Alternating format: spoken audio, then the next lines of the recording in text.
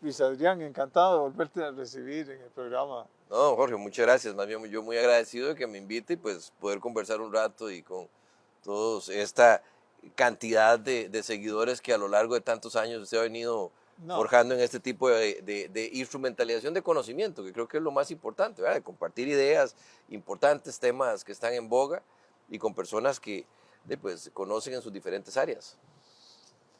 bueno, hay varios temas. Uno es qué va a suceder con la incorporación ya de la inteligencia artificial. ¿Estamos preparados?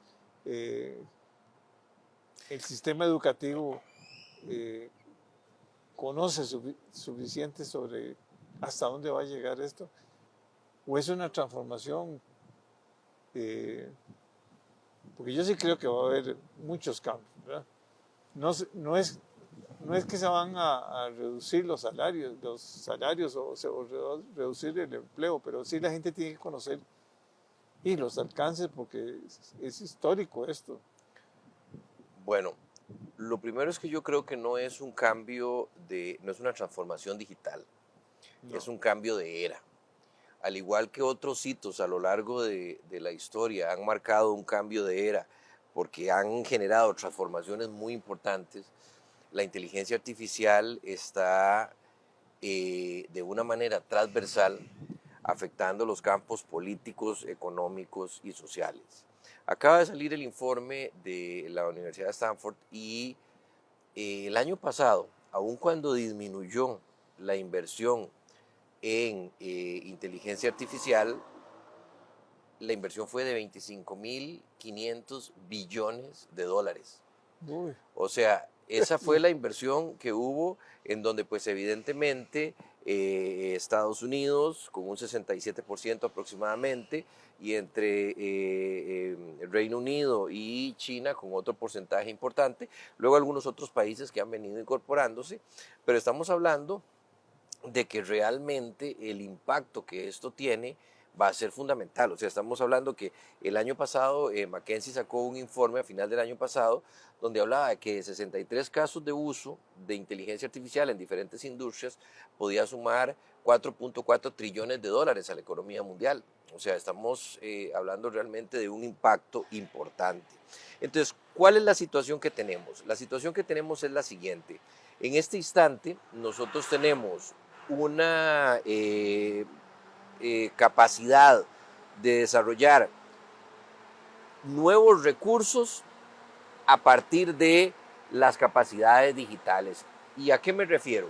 En este momento los datos son la base fundamental, el insumo fundamental sobre los cuales los algoritmos, en donde está la inteligencia artificial adentrada, ¿verdad?, pueden llegar y generar perfiles, pronósticos, capacidades que antes no tenían las tecnologías que salían, que son tomar decisiones y ser creativas, ¿verdad? Todavía no entremos a analizar si pueden llegar a pensar, a sentir o pues a simular el pensamiento o los sentimientos humanos. Sin embargo, cuando nosotros hablamos de que esos datos estructurados a partir de algoritmos con altas capacidades de procesamiento. Ahí viene el tema de los semiconductores, donde nosotros tenemos una ventaja coyuntural en este instante por los temas de friendshoring con Estados Unidos. Y con capacidades de energía adecuada, pueden llegar a formar una plataforma de mercado en donde las personas, las empresas, pues tengan un desarrollo más adecuado. Sin embargo, pues también estamos ante un riesgo. El año pasado se aprobó la primera ley del Consejo Económico Europeo, donde pues se hablaba del tema donde se pues logró pasar en España en diciembre 6, si más no me equivoco, la primera ley de la Unión Europea, una ley internacional donde empezaba a poner algunos riesgos que tenía la inteligencia artificial en temas de manipulación cognitiva conductual, ojo, que esto es uno de los temas y es el tema que el Foro Económico Mundial coloca como primer lugar de riesgos para los siguientes 2 años, la desinformación. Pero adicionalmente a eso pone algunos otros parámetros en donde hace de esta ley una ley que para mí capta muy bien la necesidad de que sea una ley dinámica, una ley que además de eso se adapte a los cambios que existen día con día, porque estamos casi que regulando la incertidumbre. ¿Y a qué me refiero? Hace 2 años no sabíamos las capacidades que iba a tener la inteligencia artificial de hoy. Hace un par de semanas, OpenAI con el chat GPT anuncia una nueva versión en donde la comunicación de las personas con la inteligencia artificial no necesariamente es por medio de texto, de que yo llegue y escriba, sino que le hablo. Y la conversación que se forma entre la persona y el teléfono celular, que es, digamos, el dispositivo por el cual se utiliza o por el cual se puede utilizar inteligencia artificial, se convierte en una conversación casi humana, en donde esa interfase hace que entonces las personas tengan mayor receptibilidad y mayor capacidad de generar conocimiento dentro de esa comunicación máquina-ser humano. El año pasado, OpenAI invirtió $78 millones tratando de lograr que fuera más capaz, que tuviera mayor capacidad de desarrollo de conocimiento.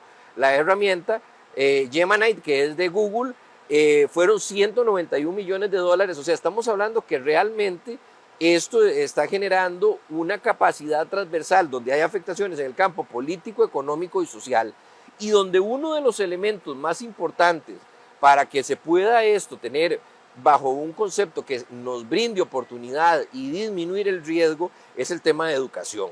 El tema de educación. Y hoy por hoy nosotros vemos que somos un foco de atracción de inversión extranjera directa. Yo creo que el tema de inversión extranjera directa realmente es un beneficio que nosotros tenemos y un desafío también, porque lo que hoy tenemos es la siembra que se dio hace algunos años en temas de educación, de formación, de desarrollo de talento, pero hoy nosotros estamos ante la duda de que podamos tener esa misma capacidad de desarrollo de talento, de formación dentro de 5 o 10 años. Yo creo que al menos, y siempre lo digo, puede ser ignorancia mía, pero yo no he visto la ruta de la educación.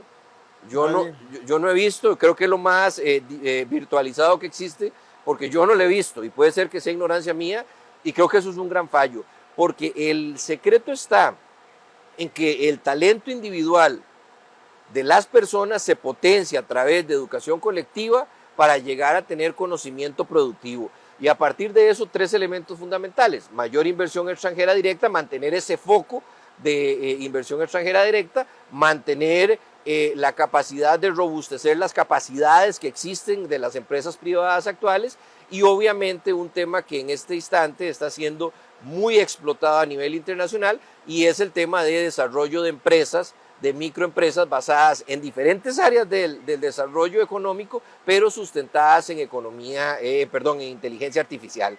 Entonces, evidentemente, para nosotros como país, yo creo que es esencial que las próximas autoridades que lleguen dentro de 2 años, y esto debe de ser un tema absolutamente prioritario dentro de la campaña política que recién empezará ¿cómo se llama? En 1 año o menos, ya hay fuegos electorales, y es que las personas, o sea que este país necesita líderes 4.0, y cuando hablo de eso es que entiendan lo que está sucediendo en este mundo, y que efectivamente los cambios en el pacto social, en los temas económicos, en los temas de desarrollo de empleo, de educación, de agricultura, están absolutamente pegados a la capacidad que tengamos nosotros como país de poder desarrollar tecnologías digitales que estén enfocadas a esos fines. Porque hasta el pacto social, o sea, cuando hay campañas de desinformación, cuando aparece como el riesgo número 1 del Foro Económico Mundial, estamos en un problema. O sea, porque si nosotros no logramos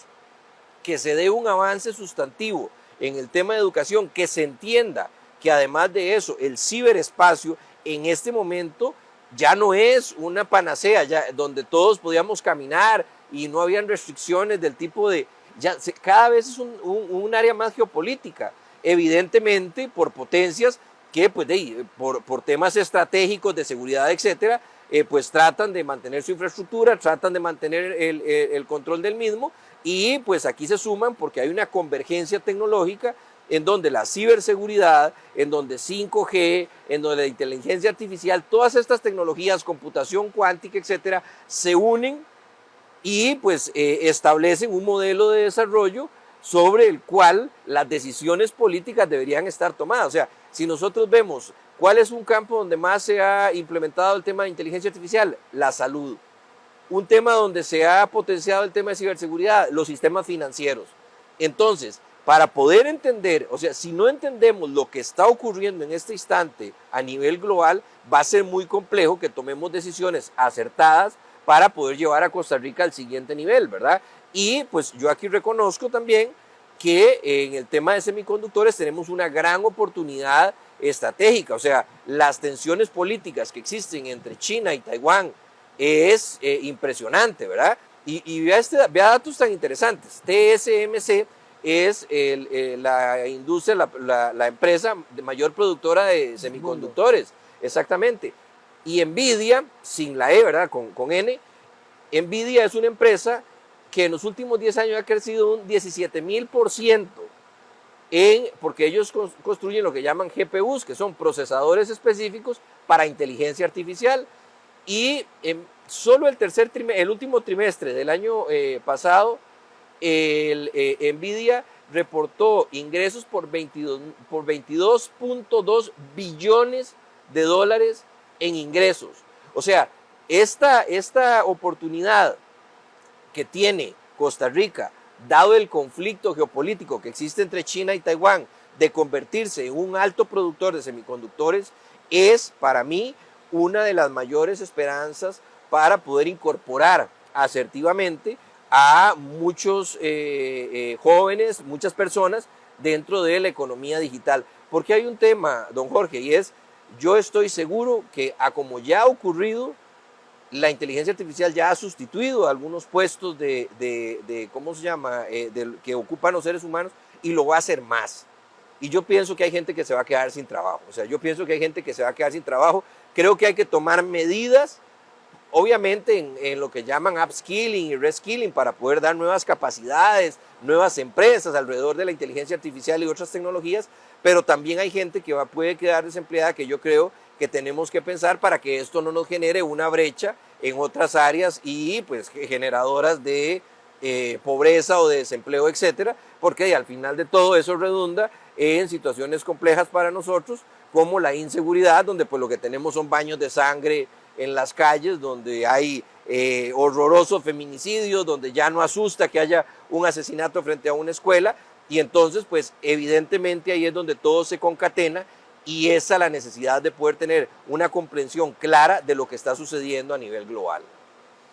Y el liderazgo, bueno, Estados Unidos es el gran líder de todo este proyecto de inteligencia artificial, las empresas.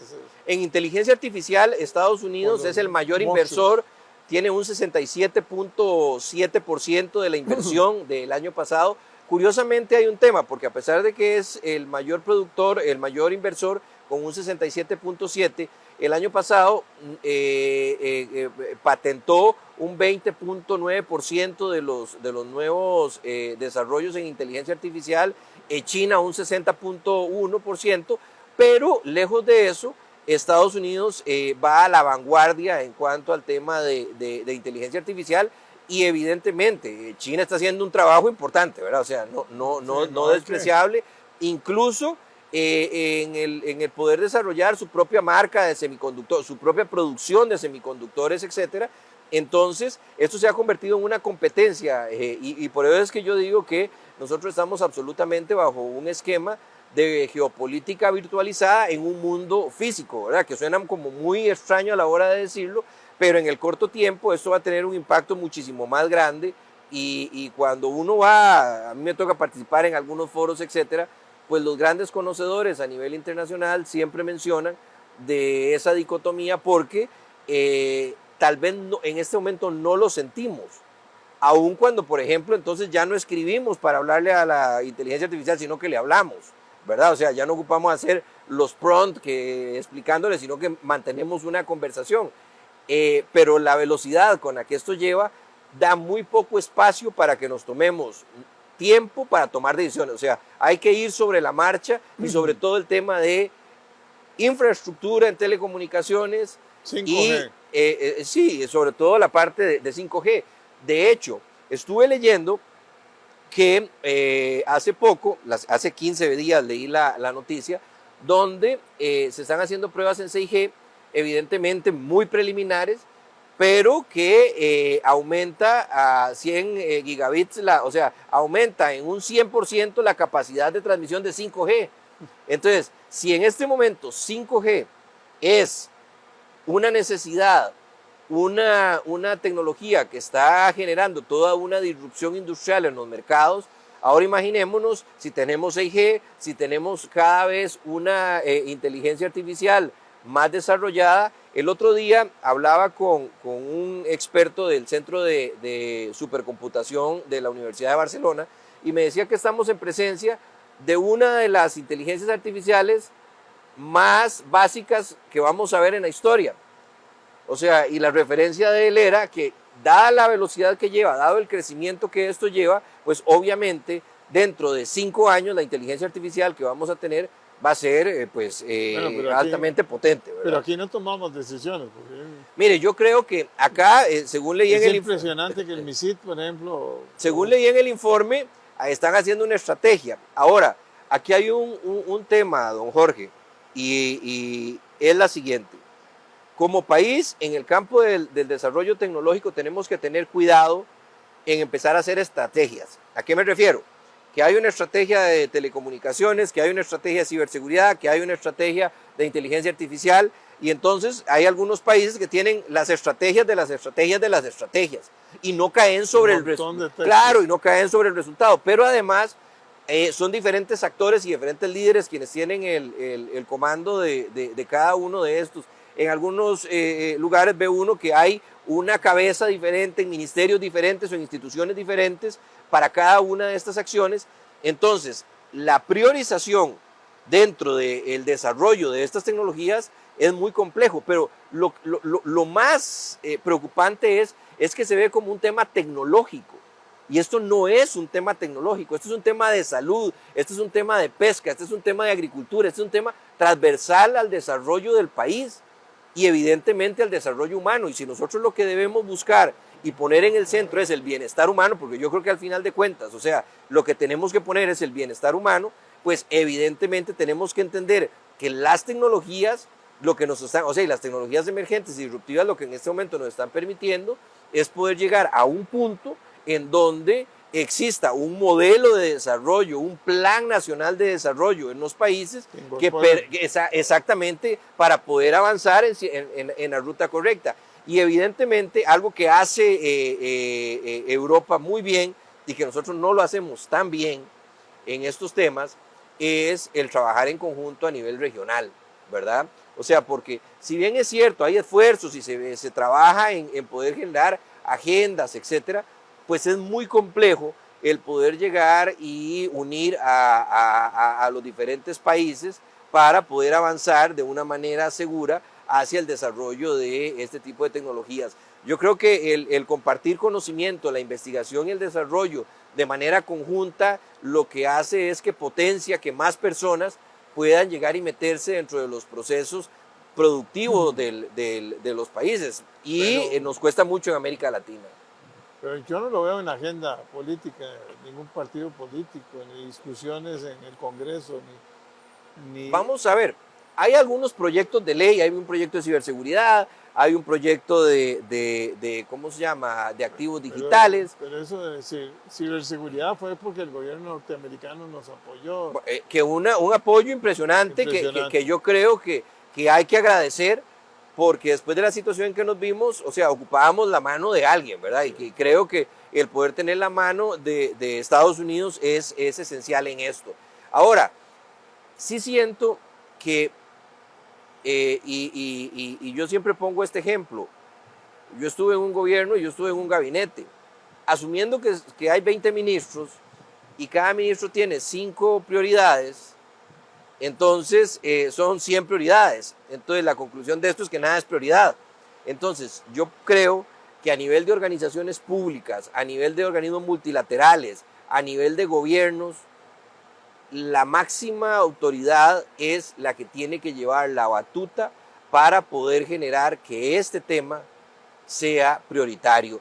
Porque cuando algo es prioridad, aparecen los recursos, aparecen las sinergias para poder hacer trabajos conjuntos, y evidentemente eso es un tema que lo debemos también pensar con base a que, si bien es cierto, estamos hablando de un mundo digital, de un mundo que viene a apoyar diferentes áreas del desarrollo económico, es muy difícil llegarle a hablar a una persona que no tiene que comer, que no tiene acceso a la salud, que vive en un círculo de violencia de inteligencia artificial o de ciberseguridad. Entonces, hay temas que dentro de toda esta estrategia de capacidad de producción, de desarrollo global, de desarrollo, de un plan nacional de desarrollo robusto basado en tecnologías, tiene que considerar temas como el acceso al agua, la seguridad energética, la frontera alimenticia, o sea, que son elementos claves para el desarrollo y el bienestar humano, porque si no, pues es complicadísimo. O sea, el otro día leía yo, en el mundo hay más o menos un 34% de la población que no tiene acceso a Internet,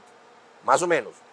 Hay un informe de telecomunicaciones donde habla de que el 95% de la población mundial potencialmente podría tener acceso, porque hay infraestructura que pasa al frente, pero por precio, por educación, etcétera, no tiene esas capacidades. Entonces, pues yo creo que es necesario que nosotros podamos lograr que las sinergias y las prioridades y los recursos en todo este campo vayan pensando como el elemento central el ser humano, y todos estos temas de acceso al agua, la medicina, la educación, etcétera, para poder tener realmente un impacto y que las personas sientan bienestar, vean que esto es una oportunidad.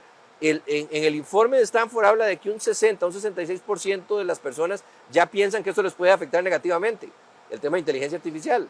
Entonces, si bien es cierto, tiene riesgos, manejados de la forma adecuada y trabajando en conjunto, con prioridad, con recursos, etcétera, lo podemos convertir en otro de los soportes, junto con el tema de semiconductores, que nos lleve a tener una capacidad de desarrollo en economía digital exitosa.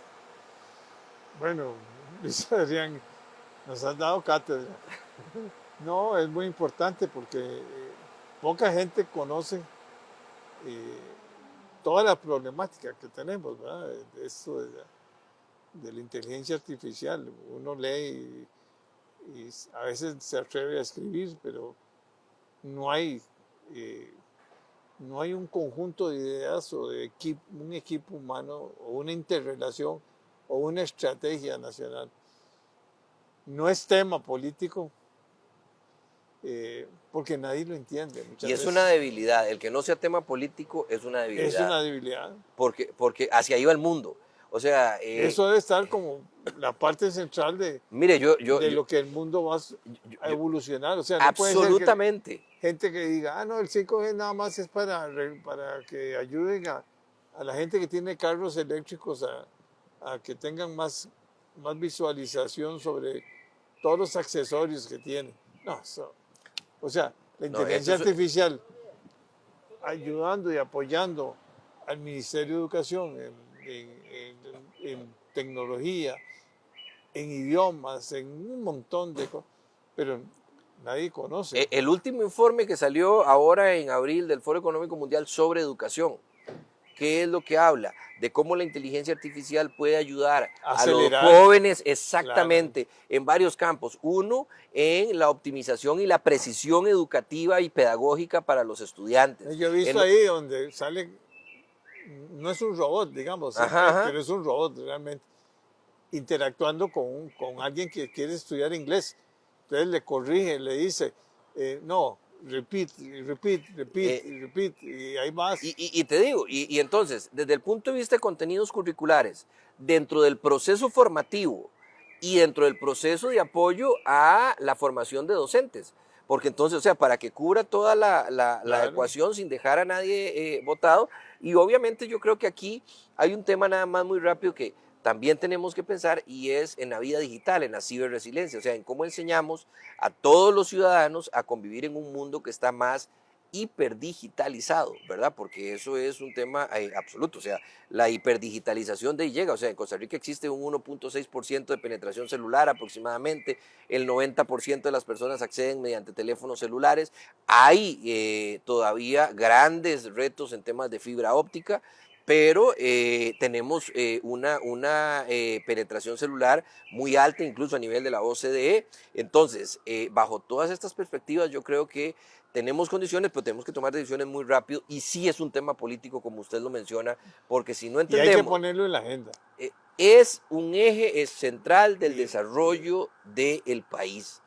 y así, Porque es transversal, porque afecta a diferentes áreas del quehacer nacional. O sea, estamos hablando, es que yo no encuentro una donde no esté, o sea, salud, educación, agricultura, o sea, en todo está, pero hay evidentemente, que conocer. eh, Y hay que y, ponerlo en la agenda. por eso creo que esa parte del liderazgo 4.0, de conocer lo que está sucediendo en el mundo, es fundamental para las próximas elecciones y lo que venga a pasar después. Bueno, Luis Adrián, ahí te vuelvo a invitar porque No, yo siempre a la orden. con vos aprendemos muchos. Sos una persona con una gran experiencia, conocimiento y es una labor importante la tuya. Y divulgarlo en todas las redes y que la gente, sobre todo los partidos políticos, comprendan que esto es un reto y de los más importantes y que ayuda a simplificar muchas cosas, ¿no? Así es. Por ejemplo, la seguridad, la educación, ni hablar de la salud. Imagínense lo que es tener... Los mayores avances en inteligencia artificial están en esa área. Claro. O sea, en la salud. Obviamente protegiendo a los ciudadanos en claro. temas de datos, de privacidad, etcétera, de cuáles son los riesgos. Pero tomemos decisiones. Así es. El problema es cuando uno dice 5G, bueno, Raxa está ahí ya dando... No. O sea, si no hay competencia, no.